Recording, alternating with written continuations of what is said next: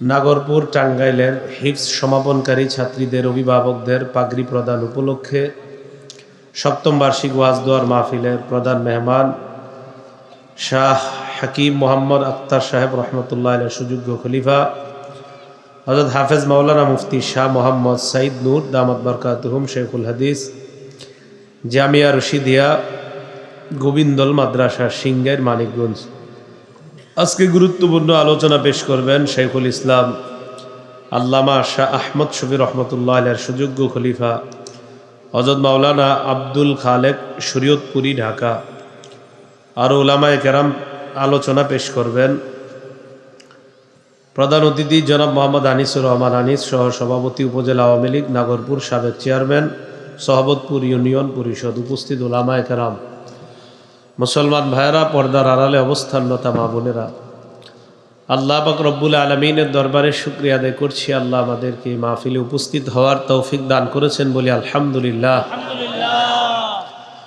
সূরা বাকারা ৮৩ নম্বর আয়াতে কারিমা তেলাওয়াত করলাম।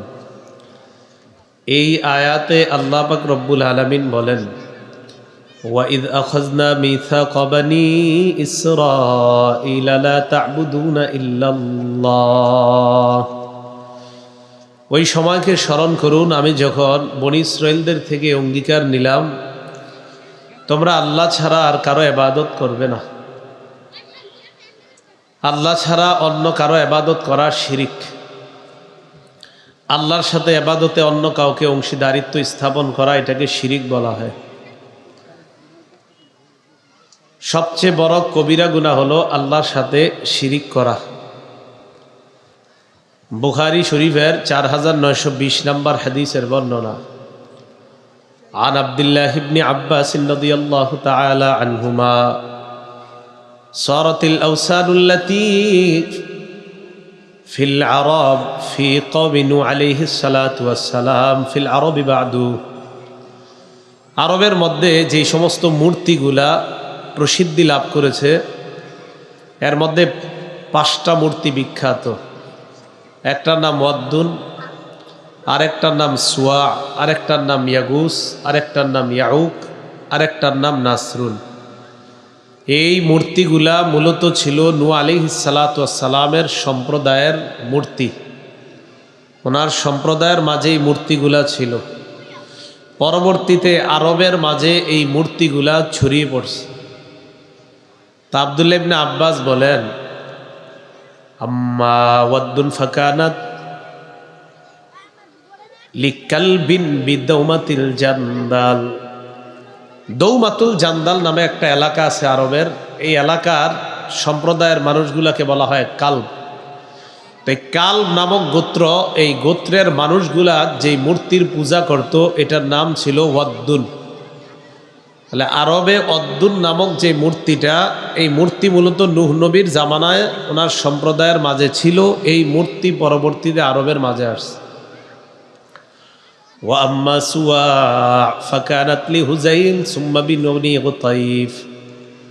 হুজাইল নামক একটা মূর্তি আছে, সুয়া নামক একটা মূর্তি আছে। এই মূর্তিটা হুজাইল নামক গোত্র আছে আরবের, এই গোত্রের মাঝে ছড়িয়ে পড়ে। ওয়াম্মা ইয়াগুস ফাকানাত লি মুরাদ। ইয়াগুস নামক মূর্তিটা মুরাদ নামক গোত্রের মাঝে ছড়িয়ে পড়ে। ওয়াম্মা ইয়াউক ফাকানাত লি হামদান। ইয়াউক নামক মূর্তিটা আরবের হামদান নামক গোত্রের মাঝে ছড়িয়ে পড়ে। ওয়াম্মা নাসরুন ফাকানাত লি হিময়ার। নাসরুন নামক মূর্তিটা আরবের হিময়ার নামক গোত্রের মাঝে ছড়িয়ে পড়েছে। তাহলে বলেন তো, আরবে এই যে 5 মূর্তি ছড়িয়ে পড়েছে, এগুলা কি মূলত আরবের মূর্তি না নূহ নবীর সম্প্রদায়ের মাঝে ছিল? এগুলা নূহ নবীর সম্প্রদায়। ওই মূর্তিগুলা পরবর্তীতে আরবের মাঝে প্রসিদ্ধি লাভ করেছে। তো আব্দুল্লাহ ইবনে আব্বাস বলেন, আসমাউ রিজালিন সালিহিনা, যেই 5টা মূর্তির নাম বললাম, এই 5টা মূলত মূর্তির নাম ছিল না, এই 5 জন মূলত আল্লাহর ওলির নাম ছিল। বলেন 5টা মূর্তির নাম, এগুলা কাদের নাম ছিল? আল্লাহর ওলি। ফালাম্মা হালাকু, আল্লাহর ওলিরা যখন মারা যায়, আওহা শায়তানু ইলা কওমিহিম আনিনসিবু ইলা মাজালিসিহিমুল্লাতী কানু ইয়াজলিসুনা আনসাবা। আল্লাহর ওলিরা মারা যাওয়ার পর শয়তান তাদের সম্প্রদায়ের কাছে এসে কুমন্ত্রণা দেয়, আল্লাহর ওলিরা যেই সব জায়গায় বসে ভালো ভালো কথা বলতো, তোমাদের সামনে ভালো ভালো আলোচনাগুলা করতো, ওই জায়গায় 5টা মূর্তি বানাও। ওয়াসাম্মুহা বিআসমাইহিম, এই মূর্তিগুলার নাম এই আল্লাহর ওলিদের নামে তোমরা নাম রাখবা। বলে নাউজুবিল্লাহ। আল্লাহর ওলিরা যেখানে বৈশা তোমাদেরকে ভালো ভালো কথা বলতো, এই সব জায়গায় তোমরা 5টা মূর্তি বানাও, এই 5 মূর্তির নাম দিবা 5 আল্লাহর ওলির নামে। ইবলিসের কথা অনুযায়ী জনগণ 5টা মূর্তি বানায়, একটা মূর্তির নাম দেয় ওয়াদ্দুন, আর একটার নাম সুয়াউন, আর একটার নাম ইয়াগুস, আর একটার নাম ইয়াউক, আর একটার নাম নাসরুন। এইভাবে মূর্তি 5টার নাম 5 জন আল্লাহর ওলির নামে করে দেয়। তখনও পর্যন্ত এই 5 মূর্তির ইবাদত করা হয় নাই। মূর্তি স্থাপনকারীরা যখন মারা যায়, মারা যাওয়ার পর তাদের পরবর্তী জেনারেশন দুনিয়াতে আসার পর ইবলিস তাদেরকে কুমন্ত্রণা দেয়, তোমাদের বাপ দাদারা এই মূর্তিগুলা বানিয়েছে, অতএব তোমরা এগুলার সামনে সিজদা দাও। পরবর্তী প্রজন্ম এই মূর্তির সামনে সিজদা দেওয়া শুরু করছে। এখন আপনাদের কাছে আমার জানার সেটা হলো, বলেন তো দুনিয়াতে সর্বপ্রথম মূর্তি বানানো হয় খারাপ মানুষের নামে না আল্লাহর ওলিদের নামে? এই ইবলিসের এই জায়গায় হলো সফলতা। ইবলিস মানুষের দুর্বলতাকে কাজে লাগায়া নেক সুরতে মানুষকে শিরিক করায়। যেই সমস্ত মাজারে আল্লাহর ওলিরা ঘুমিয়ে আছেন, শাহজালাল রহমতুল্লাহর মাজার সহ যত মাজারে আল্লাহর ওলিরা ঘুমিয়ে আছে, এই আল্লাহর ওলিদের মাজারে যদি কেউ সেজদা দেয়, সে আবেগ নিয়ে সেজদা দেয় আল্লাহর ওলিদের মাজারে। কেন? ইবলিস তারে বুঝায় না আল্লাহর ওলি আছে, এখানে সেজদা দাও। তো বোঝা গেল আপনার যে আল্লাহর ওলিদেরকে কেন্দ্র করে ইবলিস মানুষের দুর্বলতায় আঘাত করে। এই ক্ষেত্রে সবাই সতর্ক থাকা। আল্লাহর ওলিরা তারা আল্লাহর ওলি, এতে কোনো সন্দেহ নাই। তাদেরকে কেন্দ্র করে তাদের মৃত্যুর পর নতুনভাবে কেউ কোনো শিরিকের ব্যবসা চালু করা, এটা যেন না হয়, এই ব্যাপারে আমরা সতর্ক থাকা। আল্লাহ পাক রব্বুল আলামিন 1 নম্বরে বললেন, আমি বনী ইসরাইলের থেকে অঙ্গীকার নিলাম, লা তা'বুদুনা ইল্লাল্লাহ, তোমরা আল্লাহ ছাড়া কারো ইবাদত করবে না। এরপর আমি অঙ্গীকার নিলাম, ওয়াবিল ওয়ালিদাইনি ইহসানা, পিতা মাতার প্রতি তোমরা সদাচরণ করবা, পিতা মাতার নাফরমানি করবা না, পিতা মাতার প্রতি আনুগত্য প্রদর্শন করবা। সহিহ বুখারীর বর্ণনা, 5970 নম্বর হাদিসের বর্ণনা। عن عبد الله بن مسعود رضي الله تعالى عنه قال سألت النبي صلى الله عليه وسلم أي العمل أحب إلى الله يا رسول الله। আব্দুল্লাহ ইবনে মাসউদ বলেন, আমি আল্লাহর নবীর কাছে জানতে চাইলাম, আল্লাহর কাছে সবচেয়ে পছন্দনীয় আমল কোনটা? নবীজি জবাব দিলেন, আসসালাতু আলা ওয়াক্তিহা, সময় মতো নামাজ পড়া আল্লাহর কাছে সবচেয়ে পছন্দনীয় আমল। আমি প্রশ্ন করলাম, সুম্মা আইয়ুন ইয়া রাসূলুল্লাহ, এরপর আল্লাহর কাছে পছন্দনীয় আমল কোনটা? নবীজি জবাব দিলেন, বিররুল ওয়ালিদাইন, পিতা মাতার আনুগত্য করা, পিতা মাতার সেবা করা এরপর সবচেয়ে পছন্দনীয় আমল। এরপর আমি প্রশ্ন করলাম, সুম্মা আইয়ুন ইয়া রাসূলুল্লাহ, এরপর আল্লাহর কাছে সবচেয়ে পছন্দনীয় আমল কোনটা? নবীজি জবাব দিলেন, আল জিহাদু ফি সাবিলিল্লাহ, আল্লাহর রাস্তায় জিহাদ করা। হাদিসের মাধ্যমে বোঝা যায়, আব্দুল্লাহ ইবনে মাসউদ আল্লাহ নবীরে বললেন, আল্লাহর কাছে সবচেয়ে পছন্দনীয় আমল কোনটা? নবী বললেন, নামাজ পড়া সময় মতো। এরপর প্রশ্ন করলাম, আল্লাহর কাছে পছন্দনীয় আমল কোনটা? নবী বললেন, মা বাবার আনুগত্য করা। হাদিসের মাধ্যমে বোঝা যায় মা বাবার আনুগত্য করাটাই আল্লাহ ইবাদত হিসাবে গণ্য করে নেয়। প্রিয় আমল, মা বাবার সাথে ভালো একটা কথা বললেন, আপনি একটা সালাম দিলেন, নরম ভাষায় তাদের সাথে আপনি কথা বললেন, এই আমলটাই আল্লাহ শ্রেষ্ঠ প্রিয় আমল হিসাবে গণ্য করে নেয়। সহিহ বুখারীর 5971 নম্বর হাদিসের বর্ণনা। عن أبي هريرة رضي الله تعالى عنه قال جاء رجل إلى رسول الله صلى الله عليه وسلم এক ব্যক্তি আল্লাহ রসুলের কাছে আসলেন, আসার পর বললেন, ইয়া রাসূলুল্লাহ মান আহাক্কুন নাস বিহুসনি সাহাবাতি।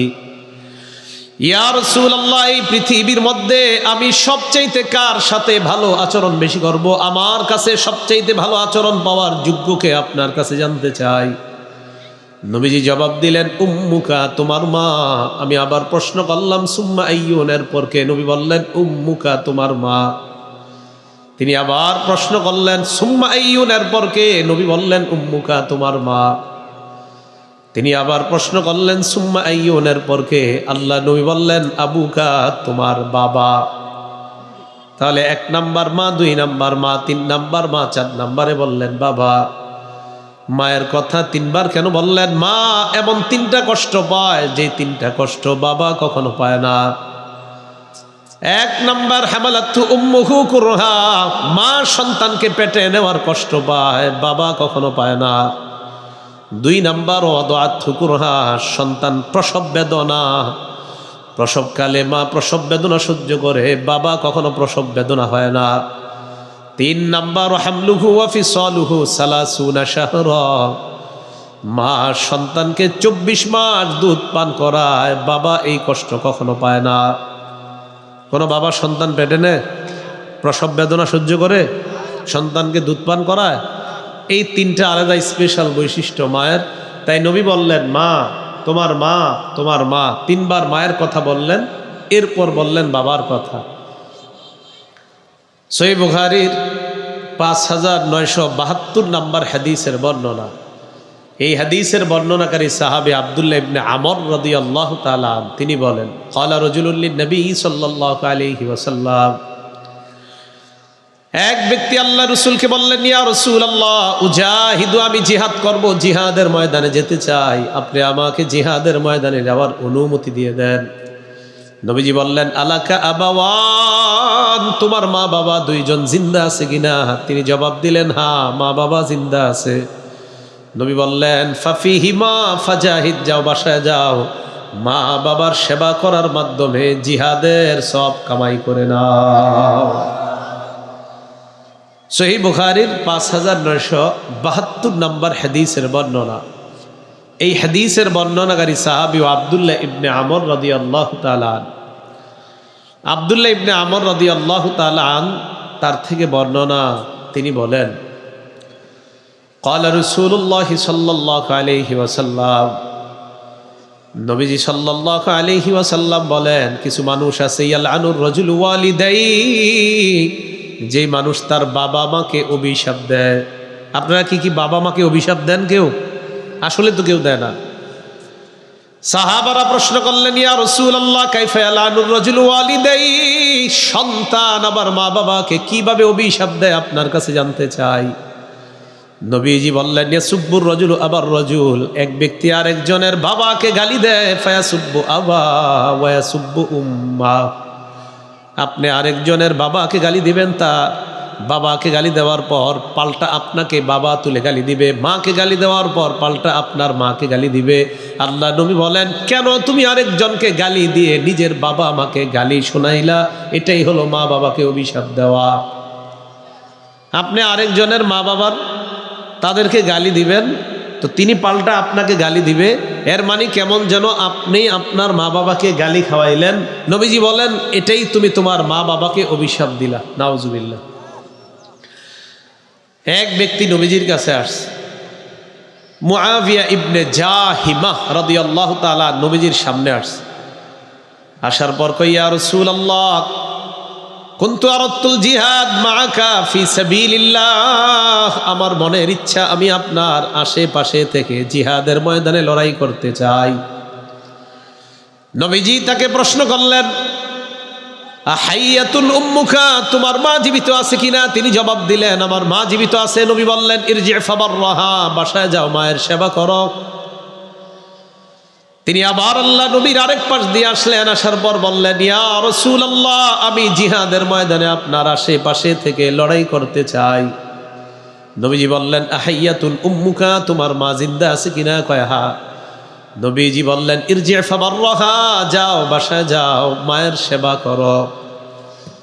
আবার আল্লাহ রসুল মুখ ঘুরিয়ে নিলেন। ওই সাহাবী বলেন, আমি আবার নবীর চেহারার সামনে গেলাম, যাওয়ার পর বললাম, ইন্নী আরাদতুল জিহাদা মাআকা আবতাগি বিযালিকা ওয়াজহাল্লাহ ওয়াদ দারাল আখিরাহ। আমি আপনার আশেপাশে থেকে জিহাদের ময়দানে লড়াই করতে চাই, আল্লাহকে চাই, আখিরাত চাই। নবীজি বললেন, আহাইয়াতুল উম্মুকা, তোমার মা জিন্দা আছে কিনা? তিনি জবাব দিলেন, হ্যাঁ। নবীজি বললেন, ইরজি ফাবাররাহা, যাও, বাসায় যাও, মা বাবার আনুগত্য করো, মায়ের সেবা করো। এক পর্যায়ে আল্লাহ নবী বললেন, ইলজাম রিজলাহা ফাসাম্মাল জান্নাহ, মায়ের পা আঁকড়ে ধরো, সেখানেই তোমার জান্নাত। যাও, বাসায় যাও, মায়ের সেবা করো, পা আঁকড়ে ধরো, সেখানেই তোমার জান্নাত। রাসূলুল্লাহ সাল্লাল্লাহু আলাইহি সাল্লাম তাকে বলে দিলেন, মায়ের সেবা করো, সেখানেই তোমার জান্নাত। তো এই জন্য আমরা এই আয়াতে দ্বিতীয় নম্বরে জানলাম পিতা মাতার আনুগত্যের কথা আল্লাহ পাক রব্বুল আলামিন বললেন। সূরা বনী ইসরাঈলে আল্লাহ বলেন, ওয়াকাদা রাব্বুকা আল্লা তা'বুদু ইল্লা ইয়্যাহু ওয়া বিল ওয়ালিদাইনি ইহসানা। আপনার রব এই ফয়সালা করে দিয়েছেন, আল্লাহ তা'বুদু, তোমরা আল্লাহ ছাড়া কারো ইবাদত করবে না, ওয়া বিল ওয়ালিদাইনি ইহসানা, পিতা মাতার আনুগত্য করবা। ইম্মা ইয়াবলুগান্না ইনদাকাল কিবারা আহাদুহুমা, আল্লাহ বলেন মা বাবার দুইজনের একজন যদি বার্ধক্যে উপনীত হয়, বুড়া হয়ে যায়, বাবা যদি বুড়া হয়ে যায়, মা যদি বৃদ্ধা হয়ে যায়, আও কিলাহুমা, অথবা মা বাবা উভয়ে যদি বৃদ্ধ বৃদ্ধা হয়ে যায়, ফালা তাকুল্লাহুমা উফফি ওয়ালা তানহারহুমা, মা বাবাকে উফ শব্দটাও বলবা না, ওয়ালা তানহারহুমা, তাদেরকে কখনো ধমক দিয়ে কথা বলবা না, ওয়া কুল্লাহুমা কাওলান কারীমা, তাদের সাথে নরম ভাষায় কথা বলবা, ওয়াখফিদ লাহুমা জানাহাদ যুল্লি মিনার রাহমা, দয়ার ডানা তাদের জন্য বিছিয়ে দিবা, ওয়া কুর রাব্বিরহামহুমা কামা রাব্বায়ানি সগীরা, আর দোয়া করবা, আল্লাহ আপনি আমার মা বাবার উপর দয়া করেন, যেইভাবে তারা ছোটবেলায় আমাকে লালন পালন করেছে। নবীজি বলেন, মা মিন মুসলিমিন লাহু ওয়ালিদানে মুসলিমান, কোন মুসলমানের যদি দুইজন মা বাবা জিন্দা থাকে, ফায়ুহসিনু সুহবাতাহুমা, সকালবেলা যদি ওই মা বাবার সাথে উত্তম আচরণ করে কোন মুসলমান, আপনার আব্বা আম্মা জীবিত আছে, সকালের দিনটা শুরু হয়েছে কিভাবে? ফজর পড়লেন, কোরআন পড়লেন, মা বাবার সাথে একটু সুন্দর কথা বললেন, নবীজি বলেন সাথে সাথে তার জন্য জান্নাতের দুইটা দরজা খুলে যায়। এক সাহাবী বললেন, হুজুর, কারো যদি মা বাবা দুইজনের একজন জিন্দা থাকে, আল্লাহ নবী কয়, একজন জিন্দা থাকলে তার সাথে যদি কেউ ভালো আচরণ করে, তার জন্য জান্নাতের একটা দরজা খুলে দেওয়া হয়। তাদের সাথে উত্তম আচরণ করা, ভালো কথা বলা। যারা দূরে থাকেন, ফজরের নামাজের পর যখন কাজে যান, আপনি ঢাকা থাকেন, কাজে যাওয়ার আগে আপনি আব্বা আম্মাকে ফোন দেন, ফোন দিয়ে বলেন, আব্বা কাজে যাচ্ছি, আম্মা কাজে যাচ্ছি, ভালো আছেন, ওষুধ লাগবে, পান সুপারি আছে, একটু ভালো কথা বইলে আপনি রওনা করলেন। নবীজি বলেন, এই যে একটু ভালো কথা মা বাবার সাথে বলা, সাথে সাথে জান্নাতের দুইটা দরজা খুলে যায়। এগুলো আয়াতের 2 নম্বর বিষয়, পিতা মাতার প্রতি সদাচরণ করা। 3 নম্বর, ওয়া বিজিল কুরবা ওয়া বিল ওয়ালিদাইনি ইহসানা ওয়া বিজিল কুরবা, নিকট আত্মীয়ের প্রতি সদাচরণ করা। আপনার প্রতিবেশী নিকট আত্মীয় যারা, তাদের প্রতি আপনি সদাচরণ করবেন। মনে রাখবেন, আপনি আল্লাহকে বিশ্বাস করেন, আর আখিরাতকে বিশ্বাস করার পরিচয় হলো আত্মীয়ের সাথে আপনি সম্পর্ক রক্ষা করা। আপনাদের এলাকার কেউ যদি আত্মীয়র সাথে সবচেয়ে ভালো সম্পর্ক রক্ষা করে, হাদিসের ভাষা অনুযায়ী তিনি আল্লাহকে খুব বেশি বিশ্বাস করে আর আখিরাতকেও খুব বেশি বিশ্বাস করে। قال رسول الله صلى الله عليه وسلم, নবীজি বলেন, মান কানা ইউমিনু বিল্লাহি ওয়াল ইয়াউমিল আখির ফাল্যাসিল রাহিমাহ, কেউ যদি আল্লাহ বিশ্বাস করে, আখিরাত বিশ্বাস করে, সে যেন রক্তের সম্পর্ক রক্ষা করে। আল্লাহ বিশ্বাস করি সবাই, আখিরাত বিশ্বাস করি। ফুফুর খবর নেন না, কয় বছর হয়েছে? হ্যাঁ, আপনার যে মামা আছে, খালা আছে, জানেননি, অনেকে জানেনও না, ভুলে গেছেন কোথায় আছে না আছে, জানেনও না। অসুস্থ হইলে তো দেখতে যাওয়া জোরের কথা, আপনি তো জানেনই না এরা এখন কি ঢাকায় থাকে না দেশে থাকে, ইডে জানেন না আপনি। নবীজি সাল্লাল্লাহু আলাইহি সাল্লাম বলেন, মান কানা ইউমিনু বিল্লাহি ওয়াল ইয়াউমিল আখির ফাল্যাসিল রাহিমা, কোন ব্যক্তি যদি আল্লাহকে বিশ্বাস করে, আখিরাত বিশ্বাস করে, সে যেন রক্তের সম্পর্ক রক্ষা করে।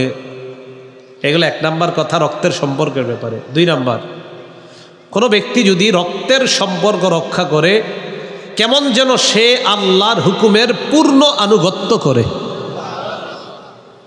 আল্লাহ বলেন সূরা রাদ, ওয়াল্লাযীনা ইয়াসিলুনা মা আমারাল্লাহু বিহি আন ইউসালা, والذين يصلون ما أمر الله به أن يوصل ويخشون ربهم ويخافون سوء الحساب, যারা ওই বিষয় রক্ষা করে যা আল্লাহ রক্ষা করার আদেশ করেছেন। আবার বুঝেন, আল্লাহ যা রক্ষা করার আদেশ করেছেন, তারা যা রক্ষা করে। কোন জিনিসটা কয়? আল্লাহ যা রক্ষা করার আদেশ করেছেন। কি রক্ষা করার আদেশ করেছেন? রক্তের সম্পর্ক, আত্মীয়তার সম্পর্ক রক্ষা করার আদেশ করেছেন কে?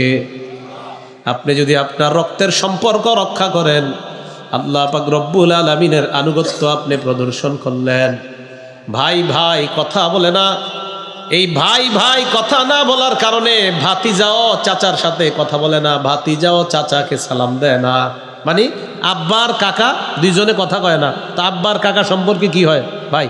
তো যেহেতু আমার আব্বা আমার কাকার সাথে কথা বলে না, এই জন্য আমিও কাকারে সালাম দিই না রাস্তাঘাটে দেখি, কারণ আমার কাকার সাথে আব্বার একটু সম্পর্ক সমস্যা আছে, তাই আমি আমার কাকারে সালাম দেই। কেন আপনার সাথে সমস্যা হয়েছে কি কাকার, সেটা বলেন। তারা দুই ভাইয়ের মধ্যে অভিমান চলছে, আপনার সমস্যা ছিল কোথায়? আমার আব্বার সাথে দ্বন্দ্ব, তো এই জন্য আপনি সালাম দিবেন না আপনার কাকারে? তাহলে রক্তের সম্পর্ক রক্ষা করা মানে হলো আল্লাহর হুকুম পালন করা। তিন নাম্বার, যারা রক্তের সম্পর্ক রক্ষা করবে তাদের সাথে আল্লাহ সম্পর্ক রক্ষা করবে। আবার বুঝেন তিন নাম্বার কথাটা, যারা রক্তের সম্পর্ক রক্ষা করবে তাদের সাথে আল্লাহ সম্পর্ক রক্ষা করার ঘোষণা করছে। কিভাবে? মুসলিমে আসছে, বুখারীতে আসছে। ক্বালা রাসূলুল্লাহি সাল্লাল্লাহু আলাইহি ওয়াসাল্লাম, নবীজি বলেন, ইন্নার রাহিমা শাজনাতুম মিনার রহমান, রক্তের সম্পর্কটা হলো রহমানের একটা টুকরা। সুবহানাল্লাহ।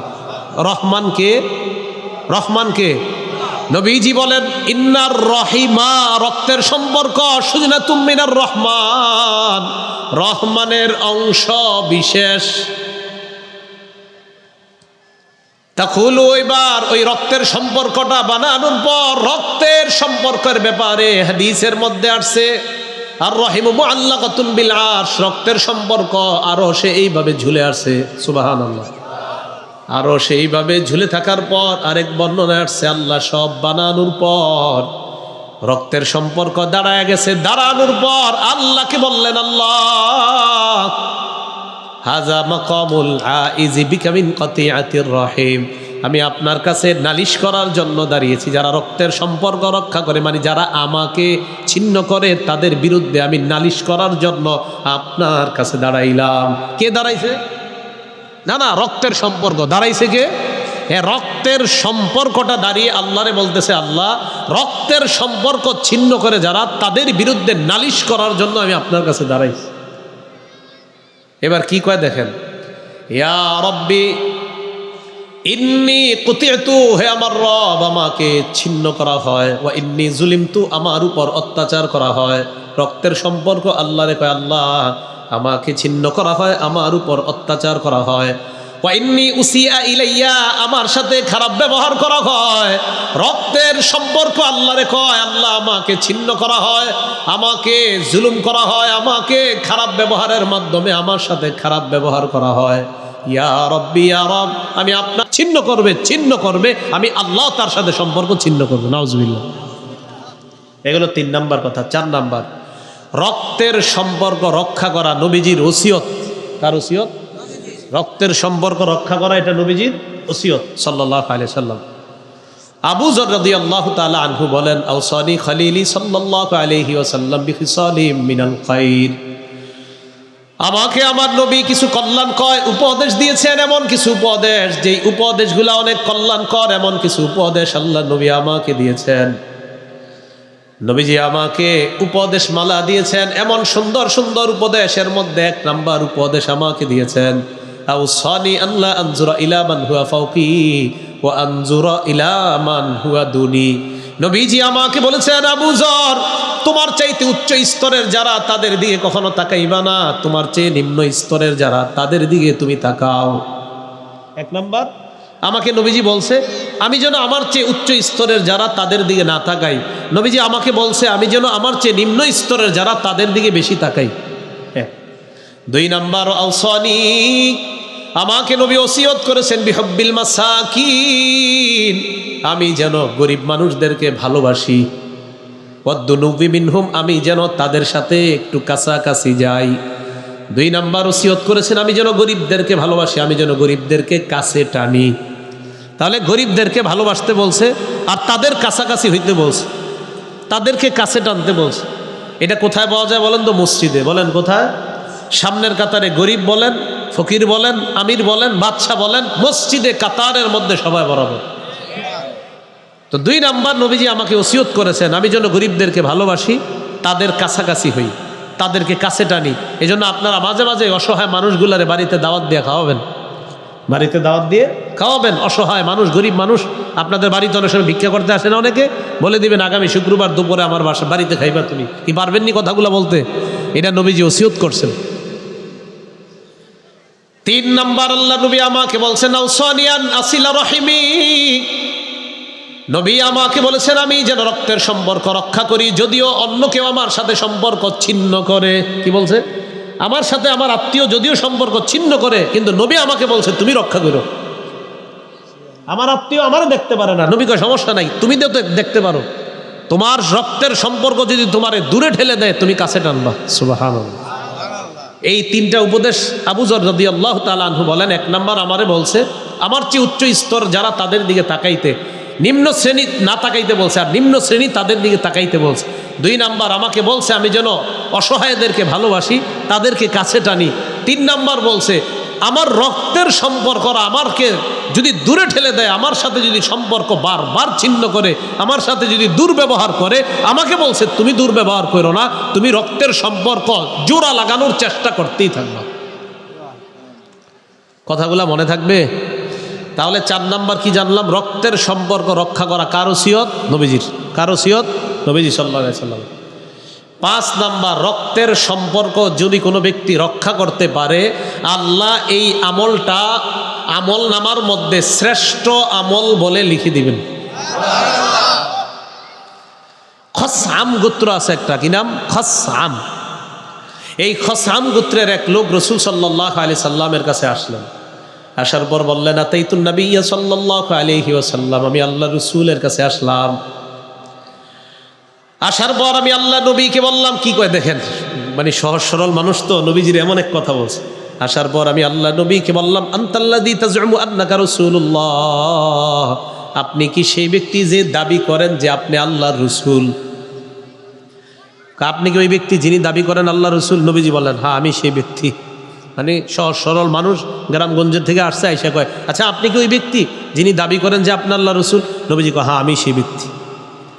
এবার ওই ব্যক্তি প্রশ্ন করলেন, আইয়ুল আমালি আহাব্বু ইলাল্লাহ, আপনি যদি আল্লাহর রাসূল হন, আমি আপনার কাছে জানতে চাই, বলেন তো আল্লাহর কাছে সবচাইতে পছন্দনীয় আমল কোনটা, সবচাইতে প্রিয় আমল কোনটা, আপনার কাছে জানতে চাই। নবী বললেন, আল ঈমানু বিল্লাহ, আল্লাহর প্রতি ঈমান আনা, আল্লাহকে বিশ্বাস করা, এটা আল্লাহর কাছে সবচেয়ে প্রিয় আমল। কারে বিশ্বাস করা? বলেন, কারে বিশ্বাস করা? মানে আপনি যে আল্লাহরে বিশ্বাস করেন, এটা একটা শ্রেষ্ঠ আমল। সুবহানাল্লাহ। কি আজীব কথা দেখেন, আপনি বিশ্বাস করেন যে আমার রব আল্লাহ, জানে প্রাণে মনে বিশ্বাস করেন আমার রব আল্লাহ, এই বিশ্বাসটা একটা শ্রেষ্ঠ আমল।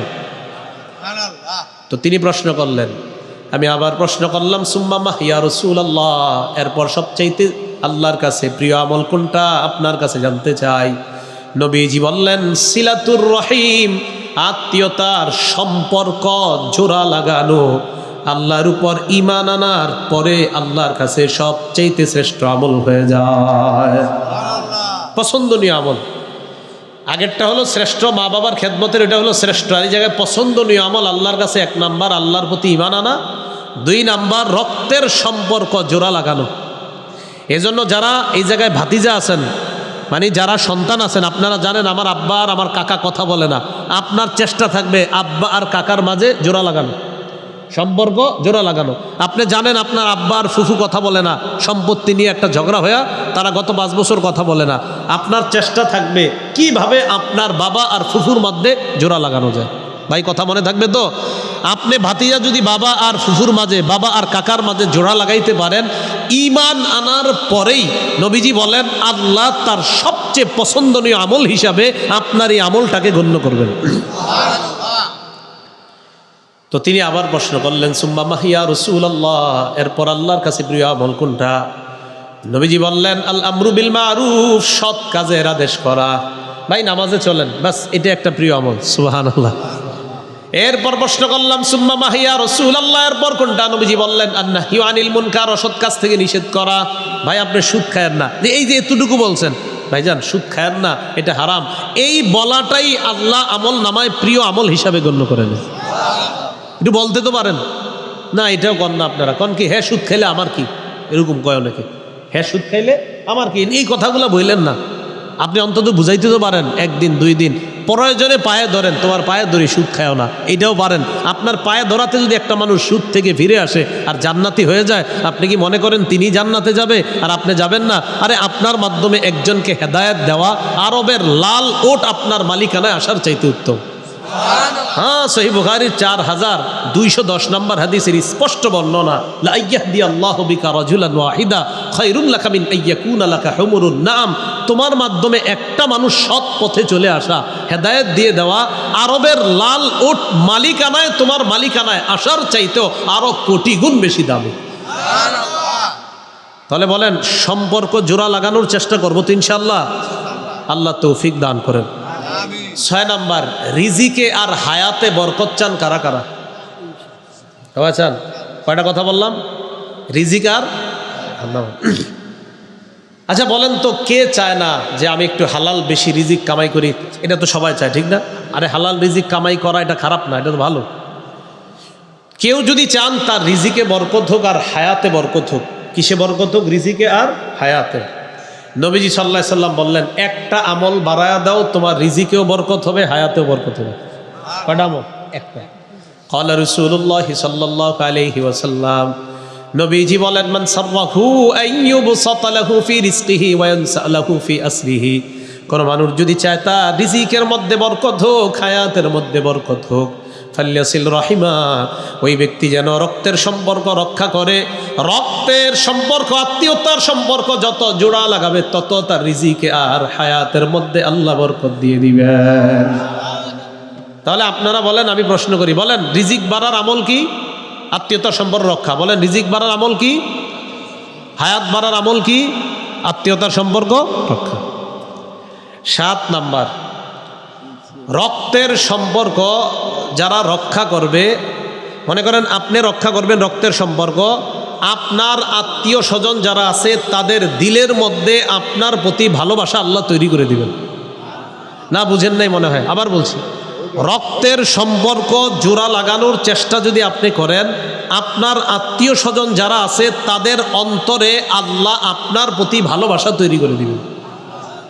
ক্বালা রাসূলুল্লাহি সাল্লাল্লাহু আলাইহি ওয়াসাল্লাম, নবীজি বলেন, মানিত্তাকা রাব্বা, যে ব্যক্তি তার রবকে ভয় করে, ওয়া ওয়াসালা রাহিমা, রক্তের সম্পর্ক রক্ষা করে। কয়টা কাজ? 2টা। বলেন কয়টা? এক নাম্বার রবকে ভয় করে, দুই নাম্বার ওয়াসালা রহিমা, রক্তের সম্পর্ক রক্ষা করে। নুসি আলাহু ফি আজলিহি, তার মরণের ব্যাপারটা আল্লাহ পাক রব্বুল আলামিন দেখেন, এর মানে তার হায়াত আল্লাহ বাড়ায়া দেন। দুই নাম্বার সুরিয়া লাহু মালুহু, কি কয় দেখেন, তার সম্পদ আল্লাহ বাড়ায়া দেয়। সম্পদ, আপনি আত্মীয়র জন্য মালটা নিবেন 200 টাকার, আপনি বুঝবেন না 200 কমতেছে বাড়তেছে। আপনি আপনার আত্মীয় সম্পর্ক রক্ষা করার জন্য 200, 300, 1000 টাকার কিছু নিয়ে গেলেন, 1000 কি কমলো না পকেট থেকে? আসলেই তো কমলো। নবীজি কয় না না, কমে নাই, অন্য দিক দিয়ে তোমার মাল বাড়তেছে, তুমি জানো না। অসুরিয়া লাহু মালুহু, তার সম্পদ বৃদ্ধি পাবে। ও আহাব্বাহু আহলুহু, তার আত্মীয় স্বজন সবাই তাকে ভালোবাসা শুরু করবে। এগুলো 7 নাম্বার। 8 নাম্বার, দুনিয়ার মানুষের জীবন, দুনিয়ার মানুষ যারা, তাদের জীবন বাড়ার শ্রেষ্ঠ উপায় রক্তের সম্পর্ক রক্ষা করা। এখানে আবার নবীজি হাদিসের মধ্যে 3টা আমল বলছে। বলেন কয়টা আমল? 3টা আমল। প্রথম কথা, নবীজি সাল্লাল্লাহু আলাইহি সাল্লাম বলেন, ইন্নাহু মান উতিয়া হাজ্জাহু মিনার রিফকি, কোন মানুষের মধ্যে যদি নম্রতার গুণ দেওয়া হয়, একজন মানুষ আপনাদের এলাকার খুব নম্র, মানে খুব নম্র, ভদ্র, খুব বিনয়ী, ফাকাদ উতিয়া হাজ্জাহু মিনাদ দুনিয়া ওয়াল আখিরাত, তাকে আল্লাহ দুনিয়া আখিরাতের সব কল্যাণ দিয়ে দিস। সুবহানাল্লাহ। আপনার সাথে একজন খালি ঝগড়া করতে চায়, কিন্তু আপনি না, ভাই আমি ঝগড়া পারি না, ভাই জান। নবীজি কয়, কেউ যদি নম্রতার গুণ আল্লাহর থেকে পেয়ে যায়, সে দুনিয়া আখিরাতের সব পেয়ে গেছে।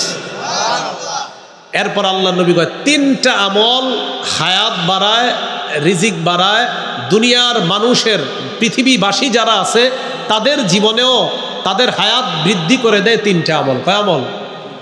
1 নাম্বার হুসনুল খুলকি, উত্তম আখলাক। উত্তম আখলাক মানে ভালো আখলাক, উত্তম আখলাক এটা প্রদর্শন করা, ভালো আখলাক এটা প্রদর্শন করা। আরেকটা কি? ওয়াসিলাতুর রহিমি, রক্তের সম্পর্ক রক্ষা করা। একটা হলো রক্তের সম্পর্ক রক্ষা করা, আরেকটা উত্তম আচরণ। 3 নাম্বার, উত্তম কথা বলা মানুষের সাথে। ইয়াজিদানে ফিদ দিয়ার, ইয়াজিদানে দিয়ার, ইয়াজিদ, দেখেন কি বলে, ইয়াজিদানে দিয়ার ওয়াফিল আমার। দুনিয়াবাসীকেও আল্লাহ তাদেরকে ভরপুর বরকত দান করে। আর যেই এলাকার মানুষ যত বেশি রক্তের সম্পর্ক রক্ষা করবে, যত বেশি সুন্দর আচরণওয়ালা হবে, ওই মানুষগুলার জীবনে আল্লাহ তত বেশি বরকত দান করবে। 9 নাম্বার, রাসূলুল্লাহ সাল্লাল্লাহু আলাইহি ওয়াসাল্লাম বলেন যে আমি যে আল্লাহর আনুগত্য করি, এই আল্লাহর আনুগত্য করার পর সবচাইতে দ্রুত যেই সওয়াবটা আমি আশা করি, সেটা রক্তের সম্পর্ক। রক্তের সম্পর্ক, এই সম্পর্কটা জোড়া লাগাইলে যত দ্রুত সওয়াবের আমি আশা করি, এর চেয়ে অন্য কোনো আমল এতটা দ্রুত আশা করি না। রক্তের সম্পর্ক জোড়া লাগাইলে আমি আশা করি আজালা সাওয়াবাম মিন সিলাতির রাহিম। নবীজি বলেন, লাইসা শাইউন উতিউল্লাহ ফিহি আজালা সাওয়াবাম মিন সিলাতির রাহিম। এমন কোনো জিনিস নাই যে আমি মানি না, আমি আল্লাহর সব হুকুম পালন করি, এই হুকুমগুলোর মধ্যে সবচাইতে দ্রুত আমার যেই সওয়াবটা আসে, এটা হলো রক্তের সম্পর্ক জোড়া লাগানোর আমল যদি করতে পারি, এটা খুব দ্রুত সওয়াবটা হিসাবে। তাহলে রক্তের সম্পর্ক রক্ষা করব তো? তাহলে মামা, মামি, খালা তো ভাইগুলা ঠিকমতো আছে কিনা, বেঁচে আছে কিনা দুনিয়াতে, আজকে মাহফিলের পর খোঁজ নিবেন না ইনশাল্লাহ? খোঁজ নিয়েন, একটু খোঁজ নিয়েন। এখন তো খোঁজ নেওয়া সহজ না? এখন সহজ। মোবাইলে ফোন দিয়া বললেন, কেমন আছেন, কোথায় আছেন, ঠিকঠাক মতো পড়াশোনা চলতেছে কিনা, খাবার দাবার ঠিক মতো হচ্ছে কিনা, ঘরে কোনো সমস্যা আছে কিনা, এতটুকু কি বলতে পারেন না? অনেকে ভয়ে ফোন দেয় না, কয় যদি টাকা চায়। 10 নাম্বার, রাসূল সাল্লাল্লাহু আলাইহি সাল্লাম এক সাহাবীর সবচাইতে পছন্দনীয় একটা বাগানের ব্যাপারে কি বলে দেখেন। সহিহ বুখারীর বর্ণনা 1461 নাম্বার হাদিস, পরের সবগুলো হাদিস সৎকার ব্যাপারে। নবীজির সাহাবী আবু তালহা রাদিয়াল্লাহু তাআলা আন, তার ব্যাপারে আসছে, কানা আবু তালহা আকসারুল আনসারি বিল মাদিনাতি মা লাম মিন নাখলিন। মদিনার আনসারী সাহাবীদের মধ্যে সবচাইতে বেশি খেজুর বাগানের মালিক যিনি ছিলেন, তার নাম আবু তালহা আনসারী রাদিয়াল্লাহু তাআলা আন। এই আবু তালহা আনসারী রাদিয়াল্লাহু তাআলা আনহুর একটা খেজুর বাগান ছিল।